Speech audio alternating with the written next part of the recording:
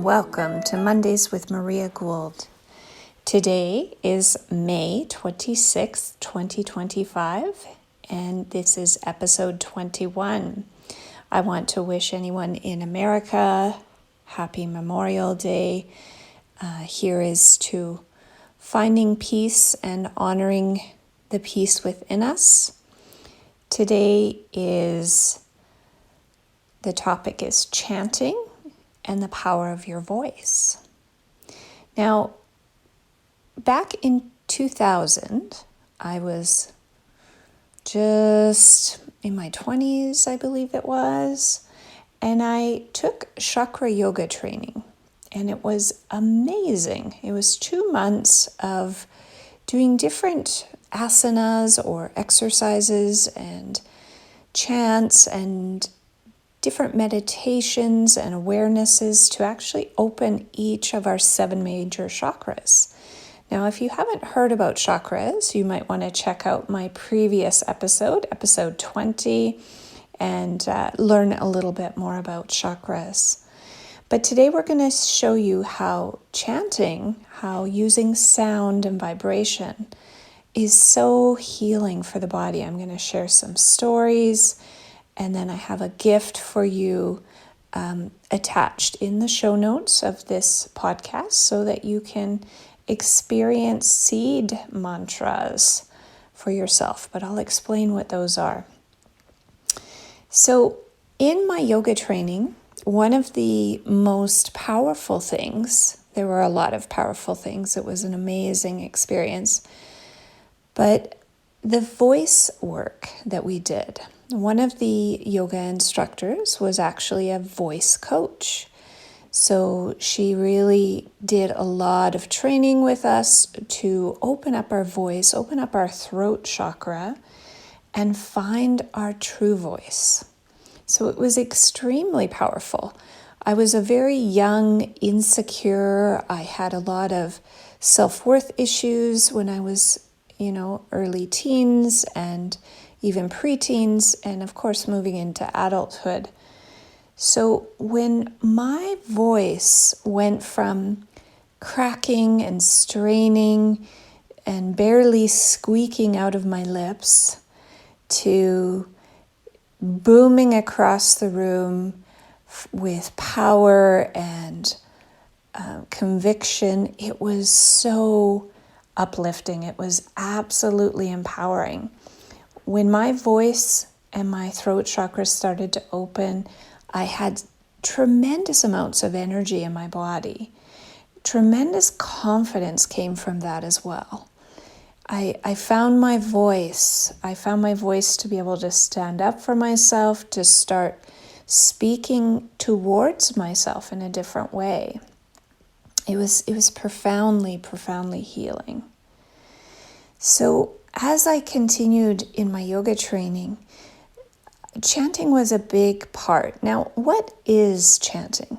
Well, in yoga, the study of, literally yoga means the science of union. Yog is literally translated to mean union. So I studied with a wonderful man named David Gulet, and he actually studied in India and studied the science of yoga and the science of mind. Very amazing man. He was in his 60s and could literally put both legs behind his back and humbled all of us, early 20-year-olds shamed us, beyond words. So as my voice began to open and my confidence grew, I started to realize how powerful and healing our voice was. Our chakras, because it was chakra yoga training, this was a main focus of a lot of our chanting. Chanting just means we take repetitive Sanskrit words and repeat them over and over.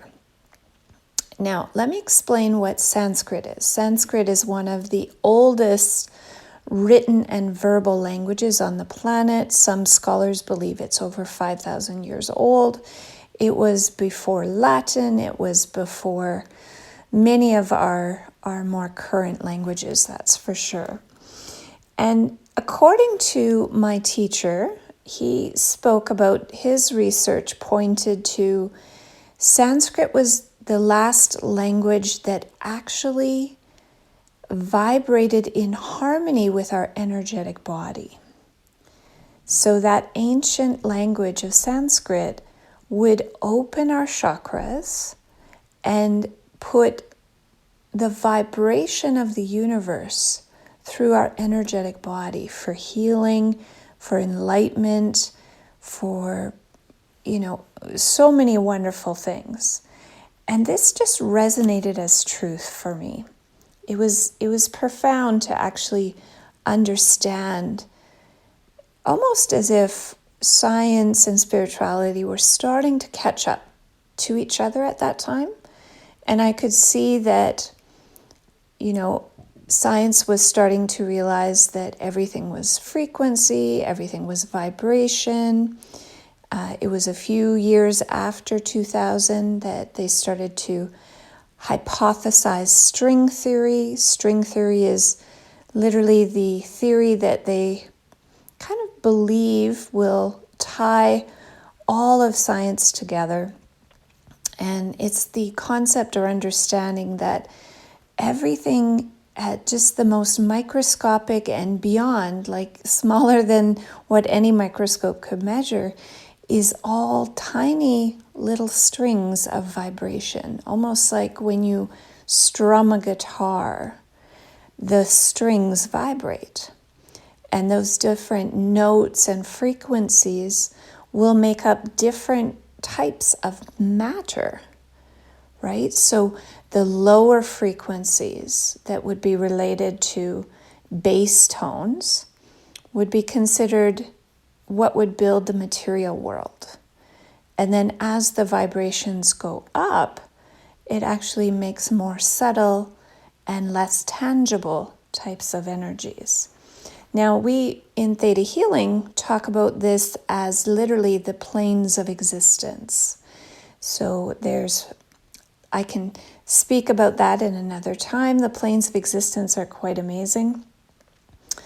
But back to the chakras and Sanskrit and how the sounds of Sanskrit and the chanting that we did to open our throat chakra actually healed. Now, a profound experience that I had was I had a boyfriend at that time visiting over from Vancouver, and he had to drive. Anyways, we were driving around, and I could feel myself getting a sore throat, and I could feel the start of an awful cold coming on. And we were driving around, and he stopped to get gas. And as he was in the store paying and fueling up and all of that sort of thing, I just started to tone. And I would just have a variation in my voice until I found the tone and the frequency that I could feel the bacteria, the virus, literally start to pop in my nose, in my throat. And it was like that tone and that frequency completely abolished my cold. Within 5 minutes, all of my symptoms of a stuffy nose and a sore throat were absolutely gone. And it was amazing. It was a miracle, right? And I shared this with my boyfriend, and he wasn't quite sure what to think about that. But for me, I was sold. I knew our voice could heal us. I knew that we were made to heal ourselves, right? Into my teacher of Theta Healing, Vienna Steibel, she knew the voice could heal as well. She had congenitive heart failure, and when she had students in her home and was teaching a class, there was a violinist and a pianist that came, and they wanted to play Vienna a song. And they asked Vienna to sink into her heart and just sing along with the music they were playing to allow her heart to be expressed. And so she did that. She went up into the theta brainwave. She asked Creator to sink her into her emotional heart. And she could feel just the hurt that she had carried her whole life for how humanity has treated each other, how we've treated the planet, how we've treated the animals, just all of this grief and this sorrow in her heart space.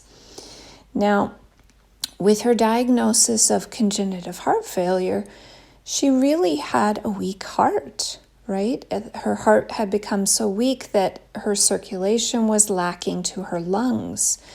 So even doing this exercise of starting to move her voice and express the feelings in her heart through her voice, this is what we would call heart song today. Heart song and theta healing you learn in the advanced class, which is your second class. But this heart song of her just voicing and giving voice to that hurt and that pain and feeling that hurt and the pain be expressed and released out of her body, out of her cells, out of her atoms with that heart song, she literally healed her congestive heart failure. This is her experience that she has given me permission to share. Heart song has become a foundation in theta healing because it can really help our body become healthier to get all of that old emotion that we store in our body out. So I hope with these couple of stories about the power of sound healing or using your voice to heal will inspire you. Now, let me go back a second and talk about chakras. So each chakra, if you've ever looked online or in a shop, there's a lot of different metaphysical shops that will have pictures of chakras. And they kind of look like cool flowers. And the root chakra has 4 petals and it's red. The next chakra has 6, and therefore higher and higher, the more petals it has, until you reach the 7th chakra, which has 1,000 petals. Now, what chakras are, if you were to think of light from the universe shining through a prism that you hang in the window, and it creates a rainbow on the wall behind you. Our chakras are literally taking the light of the universe and vibrating out to create our reality. Now, the petals on your chakras, each petal has a tone and a vibration. But there is a bass or a seed sound that helps to stimulate all of the petals on the chakras. Okay, so seed sounds are literally going back to that ancient language of Sanskrit and harmonizing us with the universe, harmonizing us with our energetic field, our life force that flows through us. And when we use tones to do this, we actually heal on multiple levels. Not just physically, as these stories I just shared, but mentally and emotionally and spiritually. So the seed sounds, now you don't have to memorize this because in the show notes of this podcast, I've attached a YouTube video that will guide you through the 7 seed mantras for the chakras. And they will do, it's 21 minutes. And what I suggest that you do is you put in earbuds and hopefully not AirPods without wires. Those are not very good for you. They actually have extremely high radiation levels. They're higher radiation levels than your phone. And you're basically frying your brain. So please don't use those. Use the wired ones. or just listen with your phone away from your head. But these seed mantras go from the root chakra and they will chant it for 3 minutes. And you can just chime in, right? So if you have ear plugs in and you start to find your chant, you'll mimic their chanting. And this is called kirtan. Kirtan is, again, a Sanskrit word of just call and repeat. So the instructor would call out a mantra. A mantra is just a string together words that are Sanskrit, and you repeat it. So the base chakra is Lam, Lam, Lam. And then you move up for 3 minutes into the second chakra, which is just below the navel. This color is orange, and this is Vam with a V, Vam. And then you move up to the solar plexus. This is Ram, Ram. And then the heart is Yam. And the throat is Hum. And then 6 chakras, usually Om. And each of the seed sounds goes up into an octave or a frequency of hertz. So again, the video will help guide you. Now the crown chakra is Om as well, or silence. So what we would normally do after we do the chanting, when I was taking chakra yoga training, we would do the chanting for 3 to 5 minutes, sometimes 7 minutes for each chakra. And then at the end, we would do 7 minutes of all of the sounds. Lam, Vam, Ram, Yam, Ham, Om. Deep breath in, the silence of the breath in is for the 7th chakra. So that's just something we would do, and we would start to feel the energy move up through the chakras, again, activating the chakras and starting to awaken the energetic body. They would also call this awakening the Kundalini, okay, which is a topic for another day if you've never heard of that, okay. So again, thank you for tuning in today. Thank you for listening.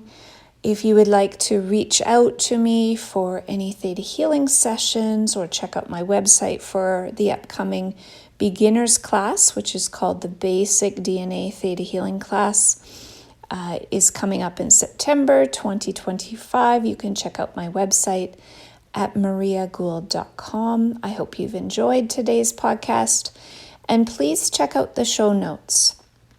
Check out and experience the seed mantras for your chakras and try it for 21 days. It's 21 minutes, and just set up a time to give that gift to yourself and see how you feel. What I like to do is I would write in a journal kind of my physical state, my mental, my emotional state, how I'm feeling connected to other people, to animals, to nature, to God, right? And then after the 21 days, you go back and you reassess and you notice what feels different. And this is what we would call the science of the mind in yoga. You use yourself as the experiment. You experiment on yourself to see the effects of the practices. So I encourage you to do that. And once you notice the changes for yourself, you will never, ever go back. All right, so blessings for today, and enjoy the meditation.